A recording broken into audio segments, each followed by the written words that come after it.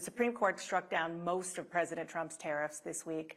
He's already using different authorities to impose a 15% global tariff, vowing to forge ahead even without Congress. What do you do? Well, what does anyone do? Are you gonna move your factory from overseas and onshore it with 150-day certainty on a 15% tax or tariff? I mean, the whole thing is a farce. I talk about petulance. It was 10% 2 days ago, maybe 20% tomorrow. I mean, this is madness. He's flailing. He's a punch-drunk boxer. He's just, he's just trying to hit anything, a shadow. And he's a shadow of himself. He's lost a step or two.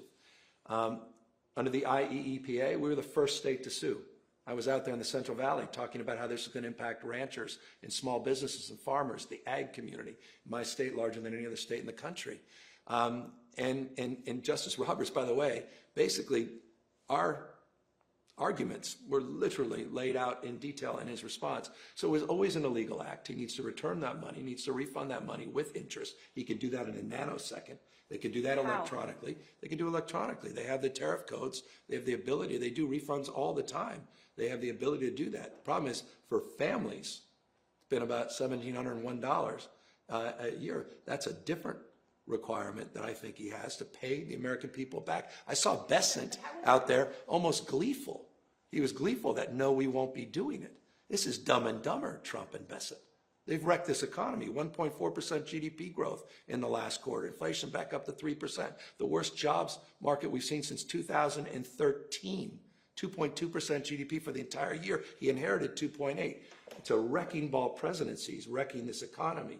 His entire economic paradigm is mass deportations, tax cuts for billionaires, and tariffs. And he's been exposed. He's a fraud. And by the way, the tariff, this is a self-dealing operation. This is about his personal portfolio. You know exactly what he did in Vietnam with the tariffs. He used them to get a deal on his golf course to fast-track his development. Connect the dot. This is unprecedented grift happening in real time. That's reflected in what just happened with the tariff decision in the Supreme Court. It was a profound moment for this administration. I do want to